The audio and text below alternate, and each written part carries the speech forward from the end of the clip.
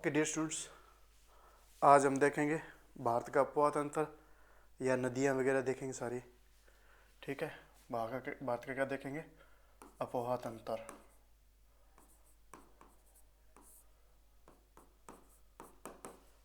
ठीक है, अपवाद तंत्र को समझने से पहले हम सारा इसका पहले कुछ बेसिक शब्द समझते हैं क्या क्या होता है। ठीक है, देखो कोई भी नदी होती है वो पहाड़ से ऊपर से नीचे की ओर बहेगी, कभी भी नीचे से ऊपर की ओर बहती ही नहीं है। ठीक है, तो कहीं से भी नदी आएगी उसका स्थान क्या होगा? ऊपर होगा। वो अलग बात है वो पहाड़ों को काट करते हुए प्रवाहित होती है। ठीक है, पर जाएगी हमेशा नीचे की ओर, ऊपर की ओर कभी नहीं जाती। नदी हमेशा कहाँ से जाती है? ऊपर से प्रवाहित होती है। जहाँ से प्रवाहित होती है निकलती है नदी उसे क्या कहते हैं? उद्गम। जहाँ से नदी निकल के आती है उसे क्या बोलते हैं? उद्गम स्थान। ठीक है, या उद्गम क्षेत्र। और नदी जहाँ जाके नदी निकलती कहाँ से है? या तो किसी पहाड़ के ऊपर से निकलेगी जहाँ क्या होगी? जहाँ बर्फ होगी बहुत सारी, हिमानी होगी, वो हिमानी पिघलेंगी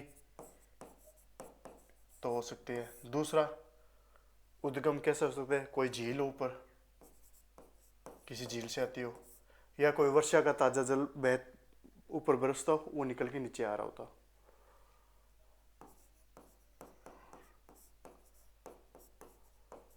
ठीक है, इस तरह से नदी कोई निकल के आती है। और नदी जहाँ जाके गिरती है या किसी अन्य नदी में मिलेगी, कहाँ कहाँ से मिल सकती है? ये नदी कहाँ जाके मिल सकती है? किसी अन्य नदी में जाके मिल जाएगी। ये नदी जा रही है किसी और नदी में जाके मिल जाए।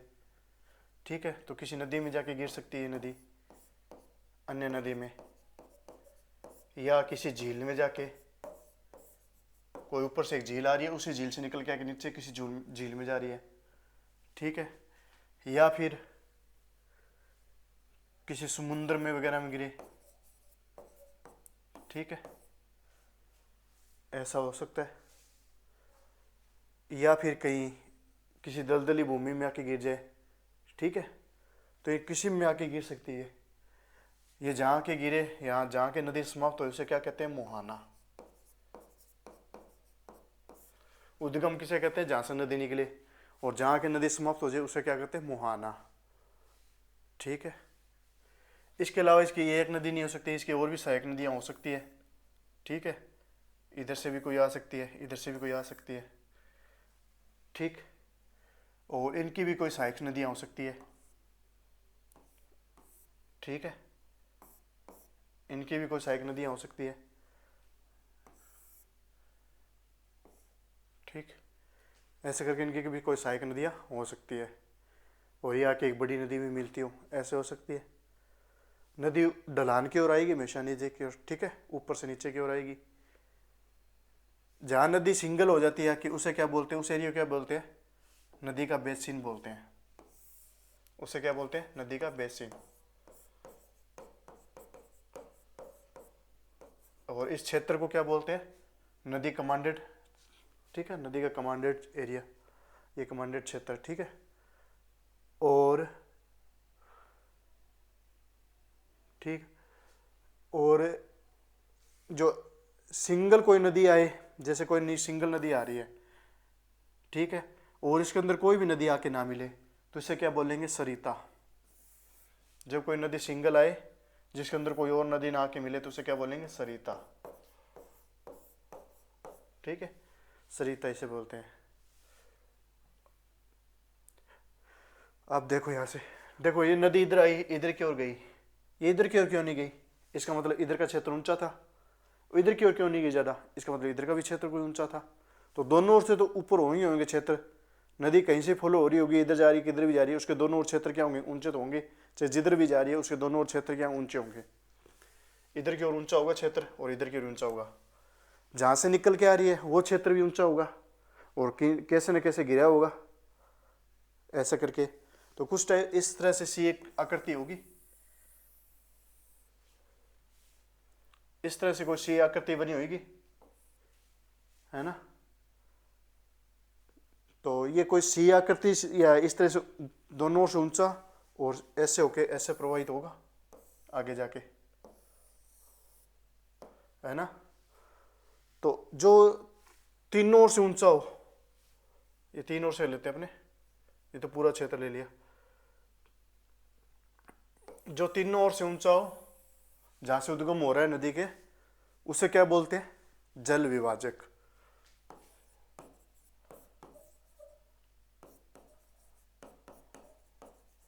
इसे क्या बोलते हैं? ऊपर के एरिया को जहां से नदी निकल के आ रही है, इस तरह से बना हुआ है, जैसे कोई सी टाइप का, ऐसे गहरी खाई का टाइप से बना हुआ है, इस तरह से बना हुआ है जो, उसे क्या बोलेंगे? जल विभाजक।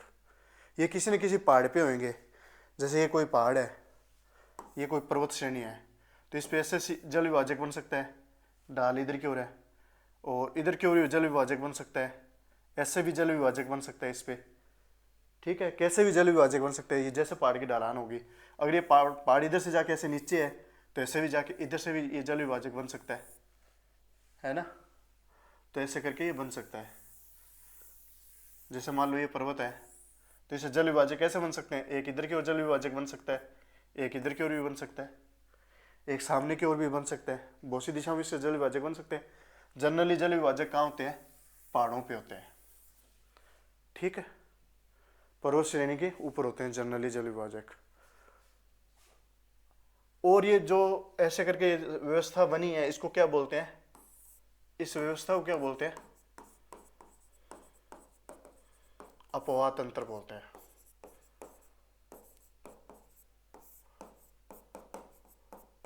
और ये नदी का जितना भी क्षेत्र बना है, इस एरिया के जितना भी नदी है, इस पूरे क्षेत्र को क्या बोलते हैं? अपवाह क्षेत्र बोलते हैं। अपवाह क्षेत्र। उद्गम, मुहाना, अपवाह क्षेत्र, अपवाह तंत्र, नदी बेसिन, जो नदी के आसपास जहाँ सिंगल हो जाती है वहाँ नदी, ठीक है, नदी बेसिन, और जल विभाजक। इतना हमें समझ में आया इसमें? ठीक है, सरिता समझ में आई, जो सिंगल नदी हो, सरिता। ठीक है, ये तो होगी नदी की कुछ बेसिक परिभाषाएं। अब नदी की कुछ बेसिक बातें और होती है, वो और देखते हैं। 3 प्रकार की नदी और देखते हैं। पहले देखते हैं पूर्वगामी नदी। ठीक है, पूर्वगामी पर अपवाह या प्रवाह, पूर्वगामी अपवाह देखते हैं। ठीक है, पूर्वगामी अपवाह या नदी कुछ भी मान ले, इसमें क्या होता है कि जैसे कोई नदी बह रही है, मान लो इधर की ओर फॉलो हो रही है नदी, बाद में क्या हुआ कि इसके, जैसे ये नदी बह रही है, ये नदी ऐसे जा रही है, यहाँ से क्या क्षेत्र, मान लो जमीन पे ये फॉलो हो रही थी, यहाँ से जमीन क्या थोड़ी ऊंची उठ गई मान लो, क्योंकि नीचे से भूकंप वगैरह आता है या उत्थान होता ही रहता है जमीनों में। ठीक है, यहाँ से जमीन क्या ऊपर उठी, ऊपर उठनी चालू स्टार्ट हुई, तो यहाँ से क्या ये पर्वत ऊपर उठ रहा था, पर नदी जैसे जैसे ऊपर उठता रहता है ना, वैसे वैसे नदी इसको काटती रहती है, अपना पथ नहीं बदलती है। ये पहले ऐसे जा रही थी नदी, ठीक है, तो जैसे जैसे ऊपर जाएगा पर्वत को क्या करेगी, बीच में गार्ज बनाती रहेगी अपने आप। गार्ज एक वी टाइप की आकृति बनाती रहेगी, मतलब पर्वत को तोड़ती रहेगी। पर्वत ऐसे ऐसे करके पूरा पर्वत उठ रहा था, वो क्या इसको 2 भाग में करती रहेगी अपने आप। क्या करेगी, एक वी करेगी, घाटी या गार्ज बनाएगी। ठीक है, ये पर्वत उठेगा जरूर, पर इसको क्या कर देगी, बीच में से तोड़ती रहेगी। उत्थान हो भले, पर अपना पथ नहीं बदलने देगी नदी। ये उत्थान ऐसे हो जाएगा, बीच में वी टाइप की एक आकृति बन जाएगी। ठीक है, ये नदी अपना पथ नहीं बदलने देगी। क्यों नहीं बदलने देगी? क्योंकि इस नदी में क्या होगा, पानी का प्रवाह तेज होगा। जैसे उत्थान हो रहा है, वैसे ये नदी क्या करेगी, पत्थर को निरंतर तोड़ती रहेगी, और धीरे धीरे क्या है, ये गार्ज बनता रहेगा, ये पहाड़ उठते रहेंगे। ऐसी कोई नदी जो अपना पथ ना बदले, रास्ता ना बदले, चाहे उत्थान कितना ही क्यों ना हो जाए, उसे क्या बोलते हैं, वो अपने पूर्व पहले के पाथ पे चलती रहे, जो पहले का रास्ता उसी पे चलते रहे, उस नदी को पूर्वगामी नदी कहते हैं, या पूर्ववर्ती भी कहते हैं इसे। ठीक है, पूर्ववर्ती भी कह देते हैं इसको। ठीक है, इसी नदी को। इसी में एक भाग और आ जाता है नदी का, एक आती है अध्यारोपित नदी। अध्यारोपित प्रवाह अपवाह या नदी। ठीक है, इसमें क्या होता है, मान लो ये कोई नीचे चट्टान है, और इसके ऊपर क्या है कि मिट्टी का बहुत बड़ा पहाड़ बन गया। ठीक है, ये नीचे कोई चट्टान है, नीचे की ओर ये कोई चट्टान है, भूमि है जिसकी ढाल क्या है, ऐसे है। ठीक है, और यहाँ क्या है, नदी आके मिल रही है, मान लो समुंदर, दलदली भूमि कुछ भी है, यहाँ आ रही है नदी, और यहाँ से नदी क्या हो रही है, फॉलो हो रही है। ठीक है, थोड़े टाइम के बाद में क्या होगी, ये अपने साथ में साथ सेडिमेंट लाती रहेगी, इसको क्या करेगी, थोड़ा नीचे कर देगी। ठीक है, ऐसे आएगी, अब ये ऐसे आ रही है नदी। ठीक है, अब ये नदी ऐसे आ रही है तो इसका मतलब ये नहीं कि ये टकरा के नदी अब पानी के अंदर बहने लगेगी चट्टानों में, मतलब अपने पहाड़ी के अंदर ही बहने लग जाएगी, ऐसा नहीं होगा।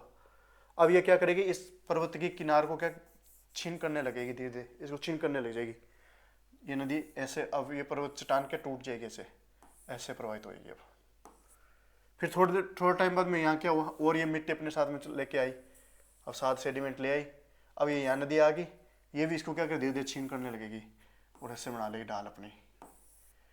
मतलब चाहे नदी के रास्ते में कोई भी आए, चाहे कितनी मजबूत चट्टान क्यों ना आ जाए, नदी उस चट्टान को धीरे धीरे तोड़ के अपना रास्ता नहीं बदलेगी, उसी रास्ते पर चलती रहेगी।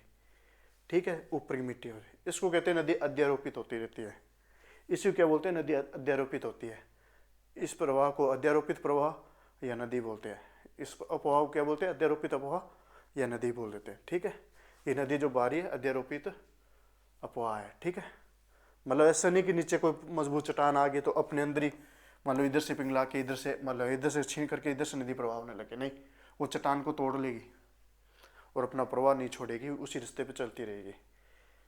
ठीक है, रास्ता पहले ना कि इसका नदी का ये था, पर इधर से तो होने से रही, अब ये इधर से आ रही है, मतलब चट्टान को तोड़ लेगी और अपना उसी पे वैसे ही फॉलो होगी जैसे पहले हो रही है। ठीक, इससे बोलते हैं अध्यारोपित नदी। अब एक और देखते हैं, अनुवर्ती।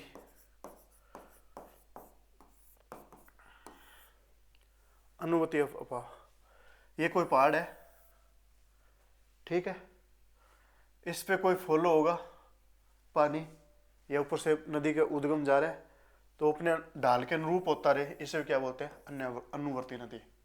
इसको क्या बोलेंगे, पानी किसके अनुरूप हो रहा है, जैसे जैसे उसको ढाल मिल रही है वैसे वैसे वो क्या करिए फॉलो होता जा रहा है, उस नदी को क्या बोलेंगे, अनुवर्ती नदी बोल रहे हैं। ठीक है, ये कुछ बेसिक इनकी बातें थी। ठीक, अब आते हैं इनके अंदर पूर्वगामी, अध्यारोपित और, ठीक है, और बहुत सी चीज़ें होती है इसके अंदर, इतना जरूरत नहीं है, बस इतना अपने बेसिक इतना बहुत है। अब बात करते हैं, अपने वापस आते हैं जल विभाजक पे। ये अपने जल विभाजक बनाए, ये पर्वत श्रेणी पे होते हैं। अब भारत में आते हैं, भारत में कितने जल विभाजक है ये देखते हैं।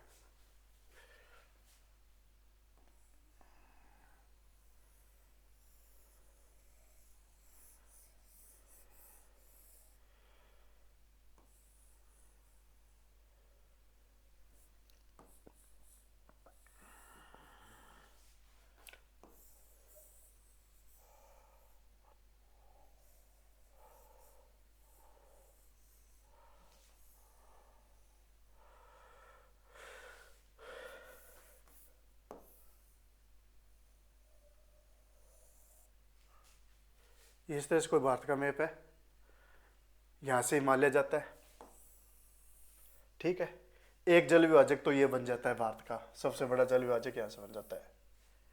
ठीक, एक तो ये जल विभाजक है, उसके अलावा यहाँ अरावली है, एक ये जल विभाजक बन जाता है। उसके अलावा यहाँ विंध्य और सतपुड़ा की रेंज है पर्वतश्रेणी है, तो ये भी एक जल विभाजक बन जाते हैं, दोनों को मिला के अपने एक जल विभाजक ये हो गया। उसके अलावा ये पश्चिमी घाट है, वो एक के रूप में जाता है यहाँ से लगभग बना हुआ, तो एक ये जल विभाजक है।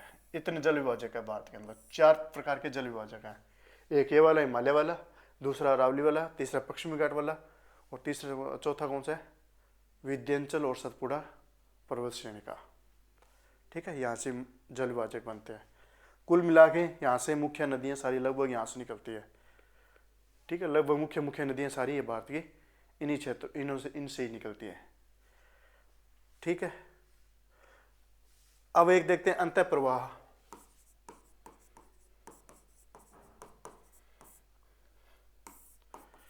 कोई नदी प्रवाहित हो रही है, ये मान लो पर्वत है, कोई नदी प्रवाहित हो रही है, और ये नदी प्रवाहित होते थे यहाँ के मान लो चट्टान के बड़े बड़े पार्ट्स या कोई कंक्रीट वगैरह है, तो ये नदी कहाँ से चली जाएगी प्रवाहित होके, इनके इसके अंदर से होके चली जाएगी, इसको कहते हैं अंतः प्रवाह। ठीक है, इसको कौन सा प्रवाह बोलेंगे, बाद में नदी आ जाती है, बाहर दिखने लग जाती है, ये हमने देखा था, इसको भंवर बोलते हैं। ठीक है, नदियाँ जब पत्थरों के अंदर से होकर चले, नदियाँ दिखनी बंद हो जाए, उस समय नदी कौन सा प्रवाह कर रही है, अंतः प्रवाह कर रही है, अंतः प्रवाह हो रही है। ठीक है, ठीक है, ये हो गया अंतः प्रवाह। उसके अलावा है एक दो टर्म्स हो रहेगी क्या, बस इतनी है इसके अंदर। ठीक है, अंतर आंतरिक प्रवाह, और इसके अलावा एक टर्म और कौन सी रह गई। ठीक है, चलो बाकी कोई टर्म आएगी अपने साथ ही साथ देख लेंगे, ये आंतरिक प्रवाह वगैरह हम बाद में देख लेंगे, साथ में जैसे जैसे आती रहेगी। अभी हम शुरू करते हैं इसमें, जो मुख्य मुख्य नदी है हम जो पढ़ेंगे उनका एक बार मैपिंग कर लेते हैं छोटी छोटी। ठीक है,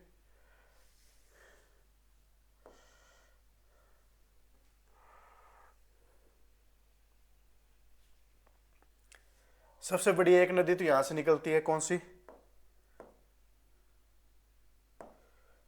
सिंधु नदी। कहां से प्रवाहित होती है सिंधु नदी, लगभग यहां से ऐसे जाके ऐसे जाती है सिंधु नदी, इधर आके समुद्र आ जाता है अरब सागर, यहाँ के क्या मिल जाती है। ठीक है, इधर की ओर अरब सागर है, इधर ये बंगाल है, तो इधर बंगाल की खाड़ी है, तो सबसे बड़ा एक ही क्षेत्र आ गया। ठीक है, ये होगी सिंधु नदी। इसके बाद में यहीं से ब्रह्मपुत्र नदी निकलती है लगभग थोड़ा सा दूर जाके, वो कैसे फॉलो होती है, ऐसे जाके ऐसे आगे और यहाँ से आके यहाँ फिर से डेल्टा बना लेती है ये भी। ठीक है, उसके बाद यहीं से इसी के आसपास एरिया में यहीं से गंगा नदी आती है, गंगा और यमुना दोनों साथ में आती है, अपने गंगा देखते हैं, गंगा नदी ऐसे आके ऐसे फॉलो होती है और ऐसे आके इसमें ऐसे चली जाती है, ये गंगा नदी है। ये कौन सी नदी है, गंगा, और ये कौन सी है, ब्रह्मपुत्र। इनके एक एक के बारे में बाद में डिटेल से देखेंगे अपने। ठीक है, यहाँ से यहाँ कच्छ का रण है, यहाँ से लूनी नदी आ जाती है। ठीक है, यहाँ से साबरमती नदी भी आती है, ये लूनी। ठीक है, ये साबरमती,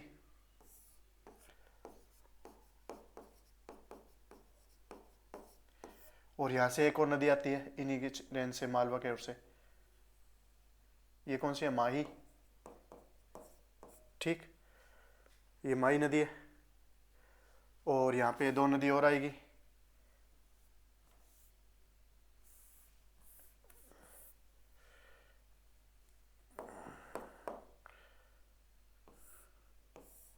ठीक है, यहाँ से दो नदी और आएगी, कौन कौन सी आएंगी, नर्मदा और ताप्ती, और ताप्ती। ठीक, नर्मदा ताप्ती, उसके बाद में यहीं से एक चंबल नदी जाएगी, वो बाद में यहाँ से यमुना नदी आएगी, उसके अंदर मिलके आगे गंगा मिल जाएगी, जब वो गंगा नदी करेंगे तो यहाँ समझ में आ जाएगी वो। ठीक है, ये तो होगी उत्तर भारत में लगभग मुख्य नदियाँ हैं। ठीक है, ये थोड़ा मध्य भारत में आ जाती है नदियाँ, इधर भी आएगी। अब दक्षिण भारत में देखते हैं नदियाँ, सबसे पहले इधर की ओर देखते हैं।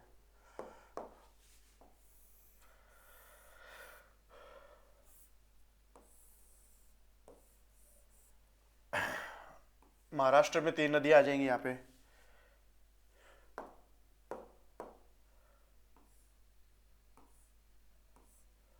कौन सी है, मांडवी,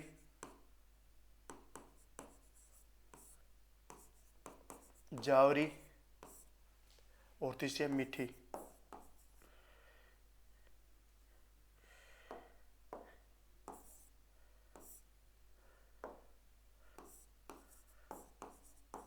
ठीक। उसके बाद 2 नदी और आएगी। ये कौन सी 2 नदी और आएगी इधर की ओर?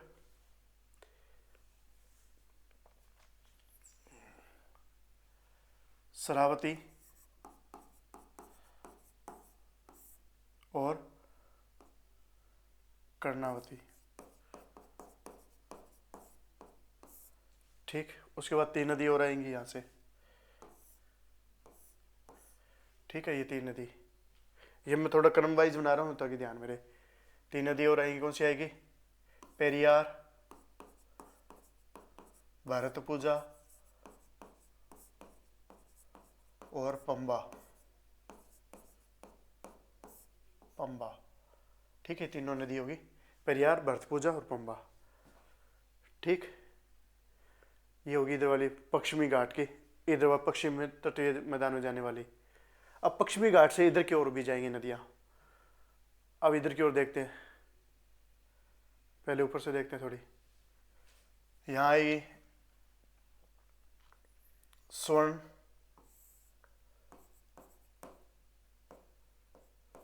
रेखा नदी। ठीक है। फिर ब्रह्माणी, ये नदी इधर ऐसे में दिखा रहा हूँ एरो से। ठीक है, ये यहाँ से ऐसे एरो ऐसे ऐसे करके दिखा रहे हैं। ठीक है। ठीक। और नदियों को मैं 2 तरीके से बना रहा हूँ, ऐसे और एक ऐसे। ये भी बताते हैं क्यों बना रहे हैं ऐसे। एक ये ब्रह्माणी, ब्रह्मणी। ठीक है, ब्रह्माणी या ब्रह्मणी। उसके बाद में महानदी। ठीक है, ये तीनों एक साथ में कर लेते हैं अपने। महानदी के बाद में इधर आएगी, इसी पश्चिमी घाट से निकल के आएगी नदी कुछ। कौन सी आएगी?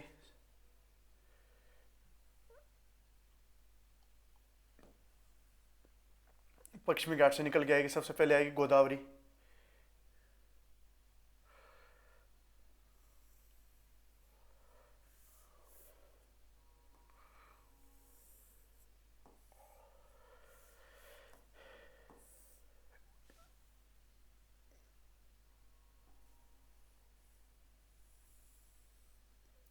ये थोड़ा ऊपर नीचे हो रही है, अपने बाद में देख लेंगे पूरा। गोदावरी।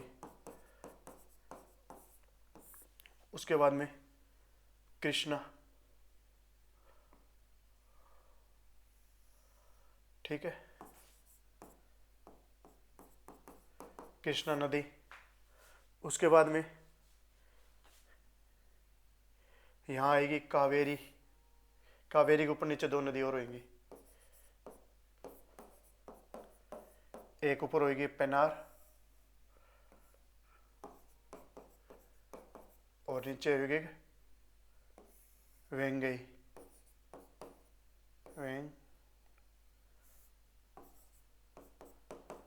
वेंगई या वेंगया। ठीक है, इनका सही स्ट्रक्चर अपने बाद में बनाएंगे मैप में और अच्छे से। ठीक है, एक बार मुख्य रूप से अपनी इतनी होगी नदियाँ। पश्चिमी घाट से मांडवी, जावरी, मीठी, श्रावती, कर्णावती, पेरियार, भरतपुजा, पंबा। पश्चिमी घाट से उधर की ओर जाती है, ये पश्चिमी घाट से निकलती है नदियाँ। ठीक है, पूर्वी घाट से कोई नदियाँ नहीं दिखा रहे अपने यहाँ पे। गोदावरी, कृष्णा, पेनार, कावेरी, वेंगैया, ये सभी कहाँ से निकल के आ रही है? पश्चिमी घाट से। ये पश्चिमी जो पर अब जल विभाजक बनाया है। लूणी कहाँ से निकल के आती है? अरावली जल विभाजक से। ठीक है। और साबरमती, साबरमती कहाँ से निकल के? ये भी इसी निकल के आ रही है, अरावली से। उसके बाद बनास जाएगी, चंबल जाएगी, हम वो देख लेंगे अपने। ठीक है, यहीं से आएगी एक चंबल। और इधर की ओर आ रही है ये ब्रह्मणी, ये छोटा नागपुर से आती है। और महानदी भी यहाँ की से आती है, वो देखेंगे अपने महानदी के अंदर। ठीक है, तो ये लगभग ये भी कहाँ के जल विभाजक से आ रही है? सतपुड़ा विंध्याचल का माना जाता है, इसी जल विभाजक से मान रहे अपने। इस जल विभाजक से, इस जल विभाजक से, इस जल विभाजक से, इतनी नदियाँ हैं भारत की मुख्य नदियाँ। वैसे तो 2000 से प्लस ज़्यादा नदियाँ हैं, पर अपने इन नदियों को ही देखें, इनकी सहायक नदियाँ देखेंगे लगभग। ठीक है, इधर की ओर कितनी है? 5 और 3 8 नदी इधर है। स्वर्ण, ब्रह्मणी, महानदी, गोदावरी, कृष्णा, पेनार, कावेरी, वेंगई। और लगभग 8 नदी इधर है। 8 इधर है, 8 इधर है। नर्मदा ताप्ती बीच में आएगी। माही, साबरमती, नूनी ये इधर होगी। गंगा, ब्रह्मपुत्र और सिंधु। ठीक है, और इस जल विभाजक से क्या है, इसके अंदर सहायक नदियाँ भी आएंगी, उधर से भी आएंगी इसके अंदर। और ठीक है, यहाँ से यमुना भी यहीं से आ जाती है कि यमुना और बना ही देते हैं, ये यमुना। और यहाँ से कौन सी जाती है, चंबल इसके अंदर जाती है, ये चंबल है, ये यमुना है। ठीक है, तो ये नदी अपनी मुख्य रूप से अपने करेंगे। ठीक है, ये नदियाँ हुई अपने मुख्य रूप से। ओके, अब अपने सबसे पहले आज करते हैं सिंधु नदी। इसके अलावा एक चीज़ ये और देखते हैं, मैंने कुछ नदियों को सीधा तीर से मिलाया है और कुछ नदियों के पैरों में आके मैंने क्या बनाया, ऐसे बनाया पंजा सा। ठीक है, इधर से बन गया, इधर से बन गया।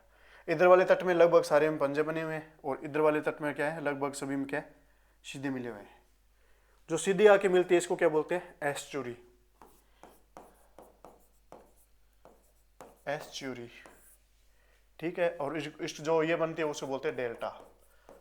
ये मुहाने पे क्या बनाती है, डेल्टा बनाती है। देखो नदी जैसे भी आ रही है, अगर मान लो ये तीव्र ढाल है तो पानी कैसे आएगा, तेज आएगा। तेज आएगा तो क्या आगे कोई पत्थर कंकर है तो उसको रोक पाएगा, इसको काट देगी। काट देगी तो सीधे जाके क्या होगी, समुद्र में मिल जाएगी और क्या बनाएगी, एस्चुरी बना देगी। सीधे जाके क्या मिलेगी, समुद्र में आ गई सीधी और बना देगी एस्चुरी। ठीक है, मतलब ज्वार नदमुख एस्चुरी बना देगी। ठीक है, यहाँ गाद वगैरह कम होगा। ठीक है, गाद कम होगा, मिट्टी वगैरह कम होगी। और जहाँ डेल्टा होगा वहाँ क्या होगी, ढाल कैसी होगी, स्लोप कैसा होगा, एस्चुरी में ढाल कैसी होगी, तीव्र होगी। और डेल्टा वाली में कैसे होगा ढाल, लगभग इस तरह से ढाल होगी। यहाँ से नदी आएगी, गाद लेके आएगी, साथ में मिट्टी वगैरह लेके आएंगी, पर स्लोप क्या होगा, धीमा होता जाएगा धीरे धीरे, मतलब प्रवाह क्या हो, धीमा होता आएगा। तो अपने साथ में क्या करेगी, मिट्टी वगैरह को ज़्यादा मिला लेगी। आगे कोई कंकड़ पत्थर आ जाएंगे तो क्या आएंगे, अब प्रवाह क्या है, स्लो है, तो ये से क्या होगा, बट जाएगी, इधर बट जाएगी, इधर बट जाएगी। आगे फिर कोई प्रवाह है तो इधर बट जाएगी। तो यहाँ समुद्र में मिलते समय नदियाँ क्या होंगी, बहुत ज़्यादा भाग में मिल जाए, बट जाएगी आते आते। ठीक है, नदियाँ क्या होंगी, बहुत ज़्यादा भाग में बट जाएगी। ठीक है, और इनमें क्या होगा, गाद मिट्टी बहुत ज़्यादा होगी। ठीक है, तो ये होता है डेल्टा। इससे ये क्या बनाएगी, डेल्टा। जहाँ तीव्र ढाल क्या हो, बहुत ज़्यादा हो, और जहाँ तीव्र ढाल हो वहाँ क्या बनेगी, एस्चुरी। ठीक है, और यहाँ पे क्या मिट्टी घास ज़्यादा होंगे तो यहाँ क्या बोट को लाना मुश्किल होगा, नाव वगैरह बोट वगैरह जो भी है, बड़े बड़े शिप हैं उनको लाना यहाँ मुश्किल होता है। और यहाँ पानी क्या ज़्यादा होगा, क्योंकि सीधा ही आ रहा है तो यहाँ पानी सागर में बहुत दूर तक रहता है और नीचे समुद्री पानी होता ही है। तो यहाँ मिट्टी घास या नीचे बैठी होती है जो भी होगी, और बोट को लाना यहाँ क्या हुआ, आसान होगा। ठीक है, शिप वगैरह। तो इसीलिए यहाँ बंदरगाह बनाने की बजाय इधर वाली साइड में बंदरगाह अच्छे बनते हैं भारत के, जो भी पोर्ट हो, क्योंकि वहाँ शिप लाने आसान है। यहाँ एस्चुरी बनती है इधर की ओर, इधर के डेल्टा बनते हैं तो मिट्टी घास ज़्यादा होंगी, तो यहाँ बोट को लाना मुश्किल हो जाता है। ठीक है, और अब देखते हैं हमने सिंधु नदी। ठीक है, एक नदी आज देख लेते हैं, बाकी कल देखेंगे एक एक करके। अब सिंधु नदी देखते हैं। सिंधु नदी अपने देख ही ली, भारत में कहाँ से ऐसे को फॉलो की आती है। ठीक है, ऊपरी एशिया में। अब सिंधु नदी अपने द्वार से देखते हैं पूरा डिटेल से, इसकी सहायक नदियों के साथ में।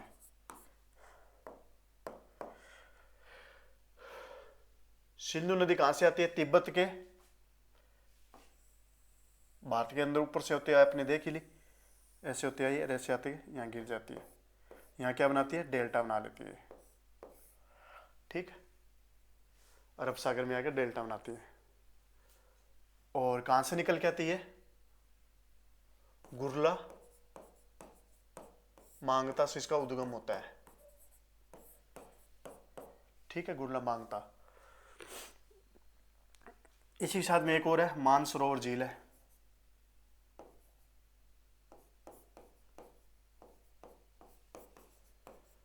ठीक है, मानसरोवर झील है। यहां से कौन सी नदी निकल के आती है,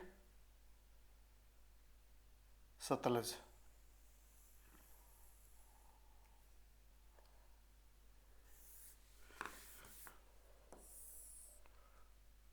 ये अपने आगे बारे में बनाएंगे।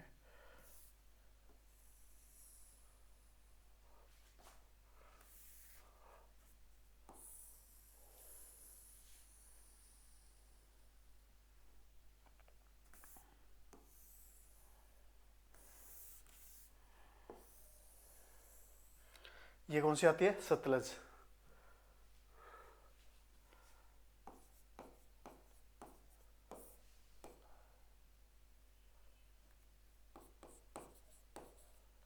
सतलज, ऊपर से सिंधु। सिंधु नदी में क्या ऊपर की कुछ सहायक नदियां देख लेते हैं, ऊपर से वाली से। यहां से सबसे पहले आती है इसके अंदर सहयोग, सबसे बड़ी सहायक, सबसे बड़ी नहीं, इधर से एक सबसे पहले सहायक नदी सहयोग। उसके बाद गिलगित। उसके बाद यहाँ 3 नदियां और हैं इसकी, गोमल, गोमल, कुर्रम, कुनाल, कुनार। ठीक। कुनाल में एक इसकी सहायक नदी और आ जाती है यहाँ पे, स्वात, स्वाक या स्वात। ठीक है, ये सिंधु नदी के ऊपर से आ रही है नदी, सहायक नदी जो भी है। ये वाली कुर्रम, गोमाल याद रहे नारे, कुरनाल और गिलगित, श्योक, ये 3 नदियां बोता है। उसके बाद यहाँ से थोड़ा सा आगे आ रहे हैं भारत के अंदर से ही, यहाँ से आएगी चेनाब।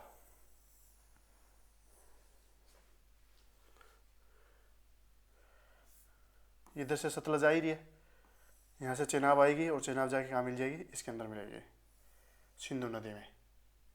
और सतलज जाके इसी में मिल जाती है। किस में मिलती है आके? चेनाब नदी में।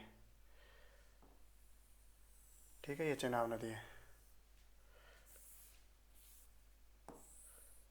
ठीक है, चेनाब। चेनाब के पास में से कौन सी निकल के आएगी? रावी। यहाँ के मिल जाएगी रावी। ठीक।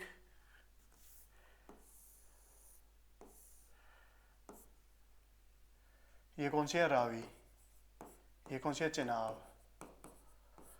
रावी नीचे मिलती है, तो ऊपर आके कौन सी मिलेगी? यहाँ से निकल के आएगी एक और नदी, झेलम। ये थोड़ा सा ऊपर, रावी से ऊपर मिलेगी आके। ये कौन सी है? झेलम। ठीक है। इसके अलावा इसकी एक सहायक नदी और है, वो व्यास नदी है। ये कौन सी है? व्यास। ठीक है, सतलज की सहायक नदी है। तो देखते हैं ये कौन सी आई? सिंधु नदी आई। सिंधु नदी में चेनाब नदी निकल के आके मिल गई। फिर मानसरोवर से सतलज नदी निकल आई जो चेनाब में आके मिली। फिर जहाँ से चेनाब निकल रही है वहाँ से थोड़ा सा नीचे की ओर रावी जो नीचे मिलेगी, ऊपर कौन सी? थोड़ी झेलम मिल जाएगी आके। तो ये है सिंधु नदी का अपवाह। ठीक है। इसके अलावा इनकी और सहायक नदी है, किशन गंगा वगैरह, वो अपने ध्यान नहीं देंगे इतना। ठीक है। और यहाँ से ऐसे जाते हुए रोटेट हो जाती है, ये पंजाब में आके, और यहाँ राजस्थान के उधर से होके आके, राजस्थान में मिलती नहीं है, राजस्थान इधर रह जाता है, पंजाब ये पाकिस्तान के अंदर है, आके कहाँ मिल जाती है? अरब सागर के अंदर। ये इस नदी का अपवाह तंत्र है। कौन सी? सिंधु नदी का। इससे मुख्य कौन सी नदी है? सिंधु नदी, और दूसरी इसमें आ रही है चेनाब नदी, चेनाब। ठीक है। अब याद रह जाए, ऊपर से झेलम आके मिलती है, इसके पास में से रावी आके इसके अंदर मिलती है, सतलज आती है, रावी के अंदर मिल जाती है, आगे चेनाब मिल जाती है। ठीक। ये कौन सी नदी है? चेनाब, चेनाब। ठीक। तो ये सिंधु नदी का उपवाह तंत्र है। ठीक है। कहाँ से निकलती है? गुरला मांगटा से निकलती है, आके कहाँ गिरती है? अरब सागर में। मुहाना कहाँ जाता है इसका? अरब सागर में। इसके अलावा यहाँ कुछ बांध वगैरह भी है, सिंधु नदी समझौता भी है, वो सब अलग अलग जगहों में आएंगे, अपने आप देखते रहेंगे।